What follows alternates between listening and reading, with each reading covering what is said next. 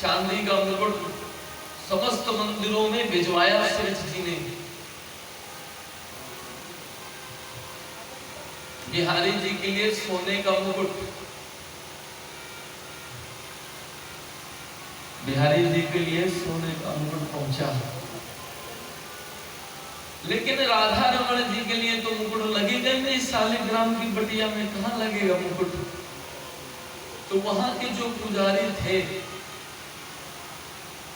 जब उनको पता चला कि वृंदावन में जितने ठाकुर हैं सबके लिए मुकुट आया हुआ है, लेकिन हमारे राधा वल्लभ के लिए तो बिल्कुल नहीं। सेठ जी का संदेशा भी आ गया कि देखिए पुजारी जी, आपके यहाँ जो राधा वल्लभ लाल हैं वो तो बिल्कुल छोटे से हैं, शालिग्राम के रूप में है। अब हम उनको कैसे मुकुट पहनाएंगे? आप पुजारी जी के मन में हुआ है, ठाकुर रात की बात है, उसी दिन रात तो पुजारी सोए नहीं। पुजारी जी मन में सोचते रहे, भगवान आप भी थोड़े से बड़े होते ना तो मैं आपको मुकुट पहनाता, मुकुट पहनाता गोविंद को। मन में विचार करते करते करते रात भर सोए नहीं। सुबह सुबह 4 बजे नींद आई। जैसे झपकी लगी तो राधा रमण जी सपने में आए, बोले सुन सुन बाबा बाबा मुझको मुकुट पहना दे। अब जैसे ही सपनों से उठे, अरे, और जाके जहां देखा ना ठाकुर जी विराजमान थे। आए हैं। एक चीज बताए, वृंदावन के बांके बिहारी जी तो हैं ही, लेकिन बांके बिहारी जी से 100 गुना सुंदर, और बांके बिहारी जी से 100 गुना सुंदर सेवा हमारे राधा रमण लाल जी की होती है। बहुत करनी सेवा होती है। आज भी ना प्रसादी जो बनती है मिट्टी के बर्तन से बनती है, पूरी अपरस में बनती है। कभी जाइए तो जरूर दर्शन करिएगा, राधा रमण जी का दिव्य श्रृंगार होता है।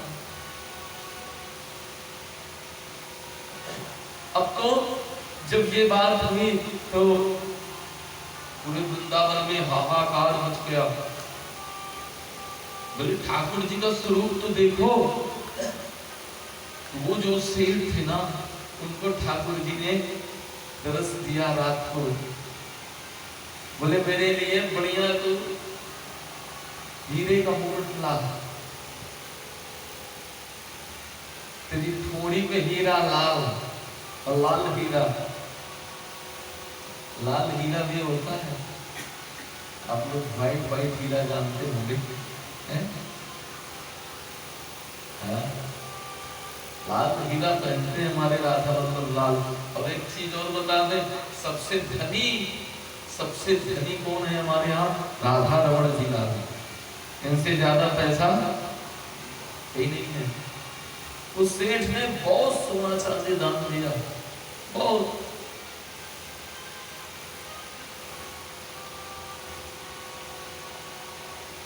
बोले राधा रमण लाल की, राधा रमण मेरु राधा रमण, राधा रमण मेरु राधा रमण।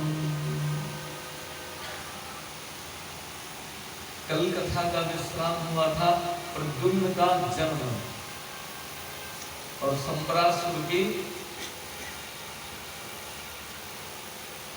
कथा थी। जन्मेजय ने कहा प्रभु एक चीज को बताइए,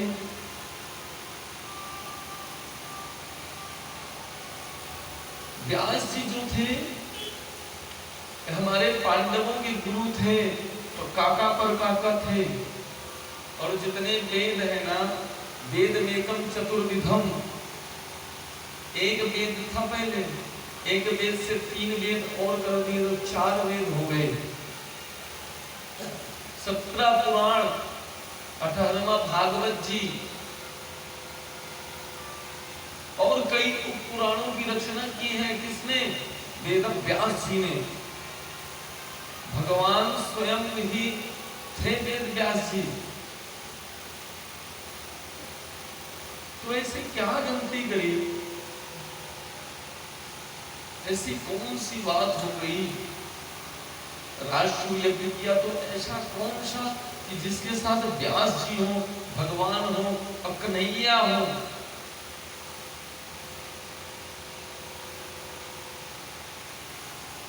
उनके भी वंश का पूरे नाश हो गया, युद्ध हो गया, और ऐसी कौन सी गलती कर दी प्रभु।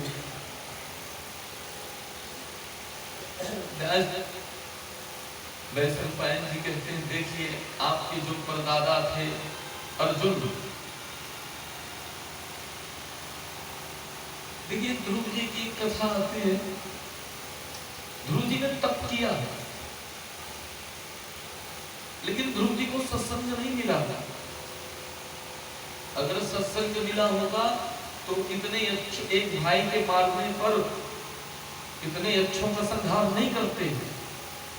भगवत भक्तों के काम थोड़ी होता है। लेकिन अगर भगवान के दर्शन हो जाए और सत्संग न मिले तो जीवन का परम लाभ और पूर्णतः लाभ नहीं हो सकता। भगवत दर्शन से ज्यादा भगवत कथा का विधान है, और भगवत कथा से ज्यादा लाभ भगवत दर्शन में भी नहीं है। एक भक्त आया करते थे, बहुत तल्लीनता से कथा सुनते, और तल्लीन हो जाते, इतने आनंदमय हो जाते कि कथा जब चलती तो आंख मूंद करके केवल अश्रु बहते, केवल अश्रु बहते, और ठाकुर के याद में किसी से नहीं बोलते। एक दिन की बात, भगवान कन्हैया की अंदर छवि, कथा चल रही है, अंदर छवि जो व्यास जी भगवान की कथा का वर्णन कर रहे थे, कथा का वर्णन चल रहा था, और भक्त की आंखों से आंसू आ रहे थे, झरझर आंसू बह रहे थे। भगवान ने कहा, ऐसा करता हूं, आज मैं इसको बाहर बुला करके दर्शन दे देता हूं। आंसू चल रहे थे। भगवान ने अपने पार्षद भेजे, पता चल रही है, लेकिन वो ऐसे पार्षद नहीं थे कि सबको दिख जाए। उनको पकड़े, बोले भगत जी कन्हैया आए हैं आपको दर्शन देने के लिए, समझिएगा, कन्हैया आए हैं आपको दर्शन देने के लिए, आप चलिए। आंख नहीं खोले, और क्या कहते हैं, अभी कन्हैया से कह दो बाहर खड़े रहे, जब कथा पूरी हो जाएगी ना तब आके मिल लूंगा।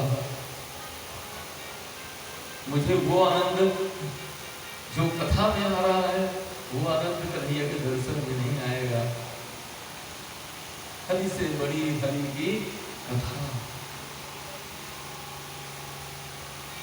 भगवान की कथा में अगर आंसू आ जाए, शरीर रोमांच हो जाए, अपने आप को भुला दो, वो है भगवान की कथा में तन्मयता। संसार के लिए तो आंसू आ सकते हैं, लेकिन भगवान के लिए बड़ा मुश्किल है। प्रार्थना करो कि भगवान के लिए आंसू आ जाए। दुख में बह जाते हैं, आंसू की विशेषता सुनिए, किसी कवि ने कहा, दुख में बह जाते हैं, खुशियों में जरूरी है, दुख में बह जाते हैं, खुशियों में जरूरी है, आंसू के बिना प्यारे हर आंख अधूरी है। इसलिए गोविंद के लिए दो आंसू तो दे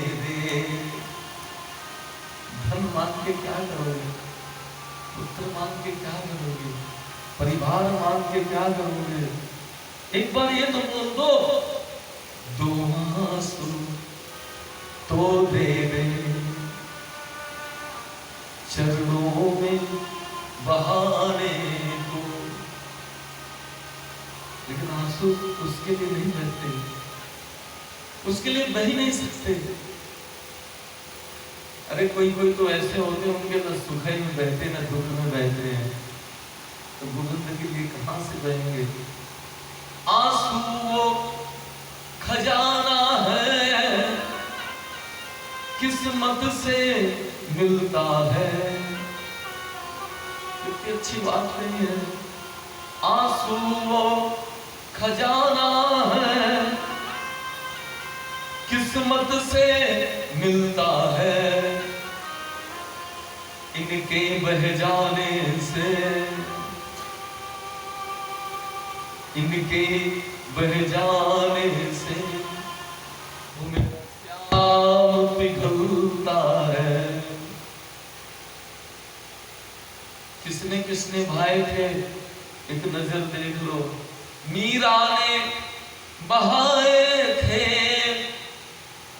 नरसी ने बहाए थे। जब जब भी कोई रोया, तुम दौड़े आए थे। आंसू के बिना, आंसू के बिना प्यारे हर आंख अधूरी है। दो आंसू तो दे दे घनश्याम रिझाने को। कुछ दे या ना दे श्याम, इसे अपने दीवाने को। अरे आंसू आना तो एक बार गोविंद के लिए बहा दो। ये दुनिया की चीजें, ये नश्वर चीज, मोबाइल ले लिया 1 लाख का, 1 महीना तक चलाओगे फिर बोर हो जाओगे, दूसरा होना चाहिए। कपड़ा ले लिया, जितना अच्छा कपड़ा ले लो, 1 2 बार 3 बार फिर हो गया। ये मन की गति है। ये तो संसार है, चलता रहेगा। चलम चित्तम चलम वित्तम चलम जीवन यौवने। चाणक्य नीति में कितना सुंदर श्लोक दिया है। चलम चित्तम चलम वित्तम चलम जीवन यौवने। चला चलो ही संसारो, ये संसार चलने वाला है। चलम चित्तम, चित्त चलता है। वित्तम, पैसा, वही नोट दुकानदार को दी, घूमते घूमते घूमते अपने पास भी आ सकती है। चलम वित्तम। चलम जीवन, जीवन भी चलायमान है। कृष्णा माता जी आज बता रही थी, मैं कलकत्ता में कावड़ चढ़ाया 40 साल पहले। 40 साल पहले, ये कितनी बड़ी बात। और आज भी वो लग नहीं रही है, इतनी फुर्ती।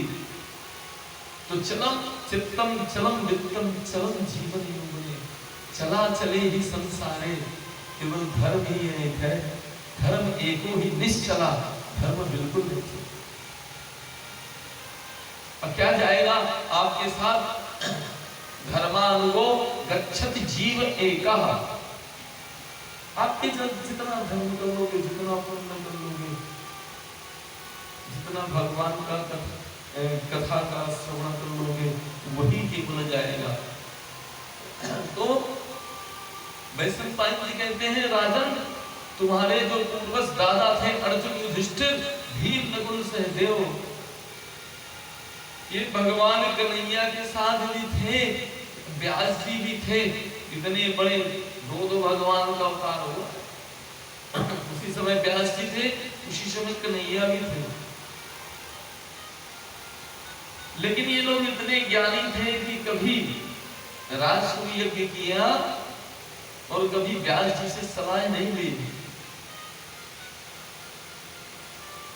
एक गुरु थे व्यास जी, ये लोग जानते थे, लेकिन यज्ञ में वही बात कही कि भीम जी को क्रोध आ जाता था कभी यज्ञ में, कभी अर्जुन को क्रोध आ जाता था। और यज्ञ में बिल्कुल भी क्रोध नहीं करना चाहिए। कभी भीम जी को क्रोध आता, कभी नकुल सहदेव क्रोध कर लेते, तो ऐसी कभी द्रौपदी गुस्सा हो जाती। इसीलिए ही राजसूय यज्ञ ये लोग कर तो दिए, लेकिन वो पूर्णतः सफल नहीं हुआ। और राजसूय यज्ञ का नियम है कि इसको बहुत मुश्किल से सद्गुरु लोगों के विद्वान आचार्यों की कृपा से ही। तो अर्जुन तो घमंड भी रहा करता था, इसलिए इन लोगों की मौत बहुत जल्दी हो गई।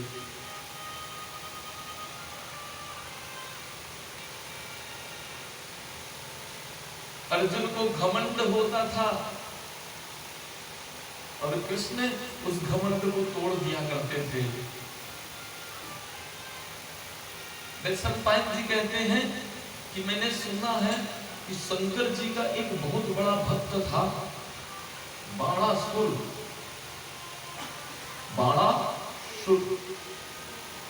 बोले हाँ, उसने इतनी मिट्टी के भगवान शंकर बना करके पूजे थे, इतने खरबों पार्थिव महादेव का पूजन। देखिए, और तो देवताओं और शंकर जी का प्रसाद ले सकते हैं, नर्मदेश्वर का भी प्रसाद लेने को कहा गया है।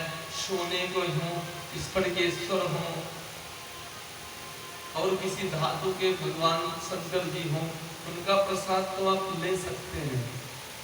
लेकिन जो मिट्टी वाले पार्थिवेश्वर महादेव बनते हैं ना, काली मिट्टी से बना करके उसपे चंद्र भैरव की पूजा होती है, बाण रावण चंडीसा नंदी भंगी गिराटया, उस वाली पूजा में आप शंकर जी का प्रसाद नहीं ले सकते, वो अग्राह्य प्रसाद है।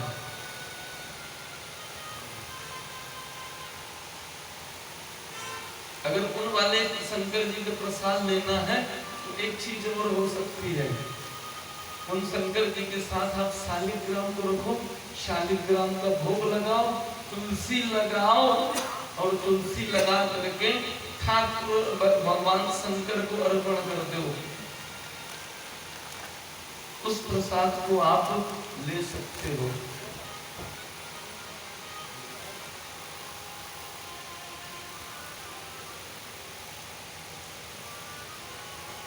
किसी ने कल पूछा था, महाराज जी तुलसी रविवार को नहीं तोड़नी चाहिए ना? मैंने कहा तोड़नी चाहिए। मैंने तो सीधे कह दिया जी बिल्कुल तोड़नी चाहिए। हाँ, क्यों तोड़नी चाहिए? हमारे भगवान नंदनंदन गोपाल जी को बासी तुलसी नहीं चढ़ाते। हाँ, बासी तुलसी नहीं चढ़ाना चाहिए। हमारे तो कन्हैया दिने दिने नवम नवम नया नया चाहिए, बासी तुलसी थोड़ी चढ़ाते हैं। रोज नूतनम नूतनम विचिन्नवतम तोड़ करके ठाकुर जी का भोग लगाइए उस तुलसी का, अपने लिए यूज मत करिए, तब पुण्य, जब तब पाप नहीं लगेगा। तुलसी हजारों रोगों का शमन करती है, इसलिए एक दिन शास्त्रीय विधानों के कारण रविवार को बना दिया गया है। ये औषधि है, परम औषधि है। कैंसर हो चाहे कुछ भी कोई भी रोग हो, नियम से अगर इसका सेवन किया जाए ना, कन्फर्म है तुलसी का तो रोग हट जाएगा। इसलिए आचार्यों ने एक दिन रविवार को तुलसी का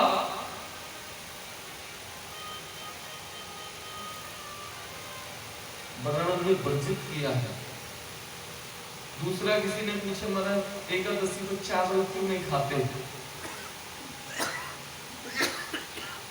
शायद जो 50, 60, 70, 80 साल वाले होंगे, 70, 80 साल वाले पुराने, पहले पूरे भारत में केवल चावल की खेती होती थी, पूरे भारत में बहुत साल पहले। शायद कुछ लोगों को याद हो, बहुत पुरानी बात है। अधिकतर चावल का ही ज्यादा निर्यात होता था, आयात होता था। तो हुआ क्या कि अन्न जो बोला गया वो चावल को ही अन्न बोला गया था। इसलिए एक दिन मना किया कि एक दिन आपको चावल नहीं खाना है, और दूसरा कोई कारण नहीं है। 15 दिन में अगर एक दिन आप अपनी मशीन को शांत रखेंगे ना तो आपको बहुत अच्छा लगेगा। बिल्कुल उसको एकदम फ्रेश होने दीजिए, एकदम मस्त हो जाएंगे आप भी। हाँ? लेना है तो पानी भर लेते रहिए। तो यही कारण है, और किसी शास्त्र में ऐसा कोई ज्यादा वर्णन नहीं मिला। अन्न चावल को बोला गया, और जो उस दिन चावल खाते हैं एकादशी को, मान लो कीड़े मकोड़े खाते हैं। आज क्या होता है, बाणासुर ने इतनी तपस्या करी, इतने यज्ञ किए, इतने पार्थिवेश्वर अभिषेक किए कि जो नर्मदा के लिंग होते हैं ना, नर्मदा का कंकड़ शंकर होता है, उसको ला करके अपने घर में रखना चाहिए। लेकिन उसके भी कुछ प्रमाण हैं। आजकल फैशन हो गया, बड़े बड़े राधा कृष्ण रख लेते हैं। अष्टंगुल प्रमाणम च,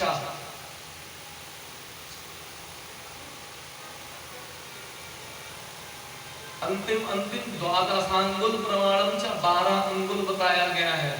12 अंगुल शिव महापुराण में बताया गया है, और पद्म पुराण में भी बताया गया है।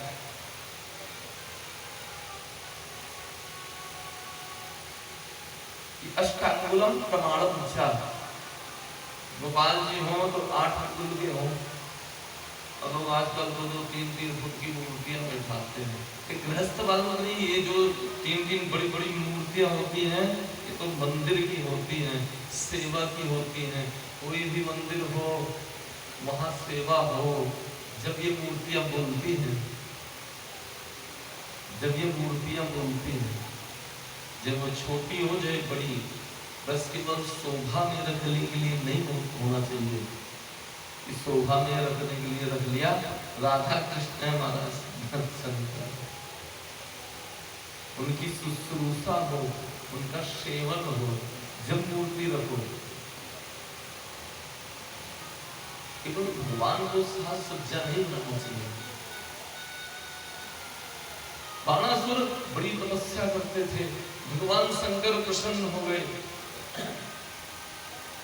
आशीर्वाद दिया। 1000 हाथ, बड़ी शक्ति दी। बाणासुर को बड़ा अच्छा लगा। बाणासुर कौन थे? प्रहलाद के विरोचन के बाणासुर। प्रहलाद जी दादा थे।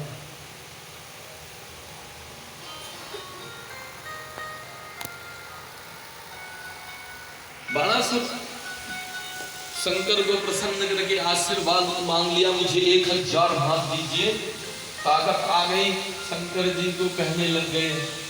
अब राक्षसों के पास से भी समस्त बोले ऐसा है महाराज, मेरे बहुत दिन से खुजली हो रही है प्रभु, आज ये दो हाथ कर लेते हैं। शंकर जी को गुस्सा आ गया, बोले देखो अभी वरदान दिया है, हाँ?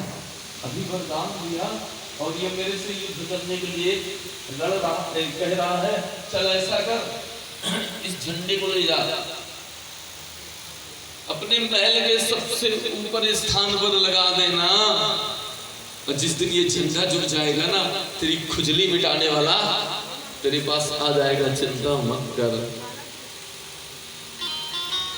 वृंदावन बिहारी लाल की।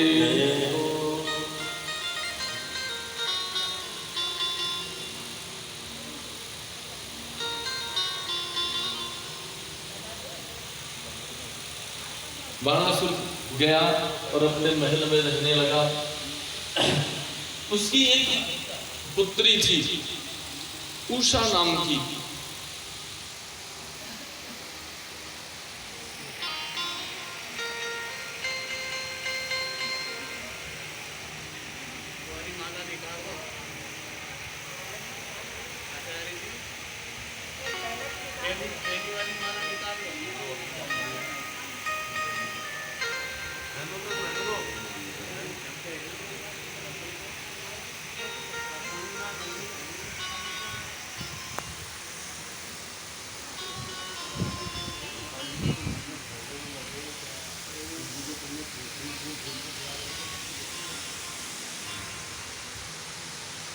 गोविंद ने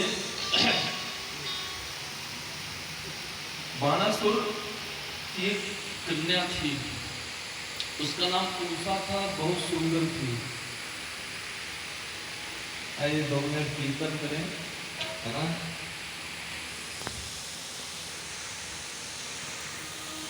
जहाँ ले चलोगे वहीं मैं चलूंगा, जहाँ ले चलोगे वहीं मैं चलूंगा, जहाँ ले चलोगे वहीं मैं चलूंगा, जहाँ ले चलोगे वहीं मैं चलूंगा, जहाँ नाथ रख लोगे वहीं मैं रहूंगा, जहाँ नाथ रख लोगे वहीं मैं रहूंगा, जहाँ नाथ रख लोगे वहीं मैं रहूंगा,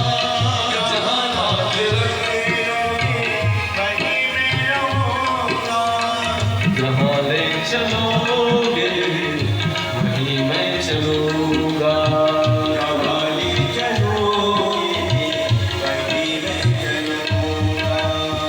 ये जीवन समर्पित चरणों में तेरे, ये जीवन समर्पित चरणों में तेरे, ये जीवन समर्पित चरणों में तेरे, ये जीवन समर्पित चरणों में तेरे, तुम ही मेरे सर्वस्व, तुम ही प्राण प्यारे, तुम ही मेरे सर्वस्व, तुम ही प्राण प्यारे, ओ तुम ही मेरे सर्वस्व, तुम ही प्राण प्यारे, तुम ही मेरे सर्वस्व, तुम ही प्राण प्यारे, ओ तुम्हें छोड़कर मैं किससे कहूँगा, तुम्हें छोड़कर मैं किससे कहूँगा, ओ तुम्हें छोड़कर मैं किससे कहूँगा, तुम्हें छोड़कर मैं किससे कहूँगा, जहाँ ले चलोगे